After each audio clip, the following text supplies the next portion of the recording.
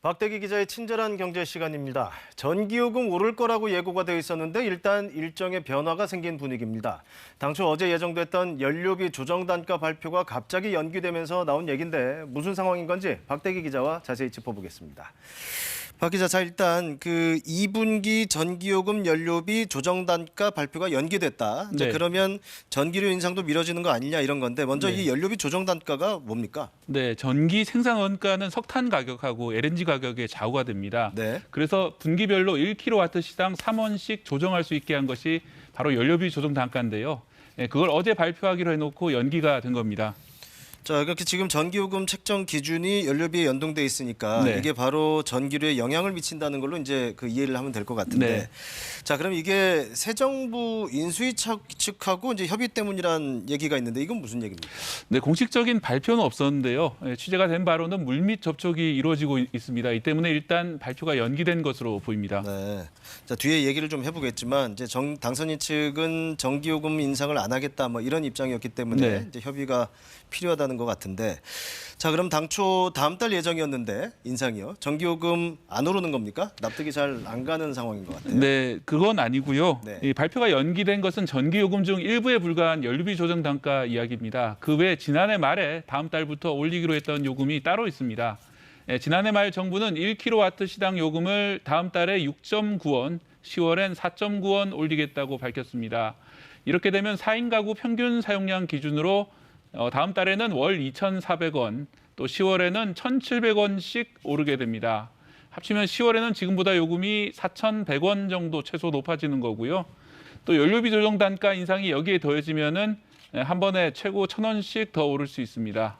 오르긴 오르는데 인상 폭이 달라질 거다. 네. 자, 다시 그러면 윤석열 당선인 측 얘기로 와서 당초 4월 인상 없던 걸로 하겠다 이제 이런 입장이었잖아요. 네, 그렇습니다. 윤 당선인은 후보였던 지난 1월 올해 4월 예정된 인상을 백지화하겠다고 발표한 바 있습니다. 네. 당시 기자회견 내용 직접 들어보시겠습니다. 탈원전 정책으로 발생한 한국전력의 적자와 부채의 책임을 회피하고 전기료 인상의 짐을 고스란히 국민께 떠넘기는 무책임한 결정입니다. 우선 저는 전기요금 인상 계획을 전면 백지화하겠습니다. 하지만 이 경우에 한전의 적자 문제가 불거집니다. 지난해 한전 적자가 5조 8천억 원에 이릅니다. 증권업계는 요금 인상이 백지화될 경우 올해 적자는 20조 원에 이를 것이라는 예상도 나오고 있습니다. 인수위 측에서도 이런 점을 고심하고 있는 것으로 예상이 됩니다. 그래서 이제 그동안 전기요금 올린다 말다 이제 말이 많았던 거잖아요. 네. 그러니까 전기요금은 일단 올리기로는 돼 있는데 이걸 백지화 이건 불가능한 건 아니잖아요.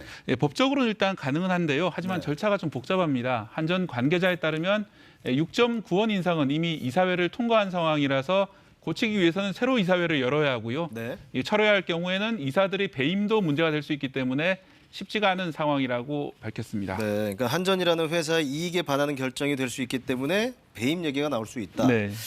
자, 지금 한전의 경영 적자, 그러니까 윤 당선인은 탈원전 영향이 크다고 하고, 네. 그러니까 왜 적자가 이렇게 커졌을까요? 네, 탈원전 영향도 일부 있겠지만 국제 유가 또 석탄 가격 상승이 보다 직접적인 원인으로 나타나고 있습니다. 네.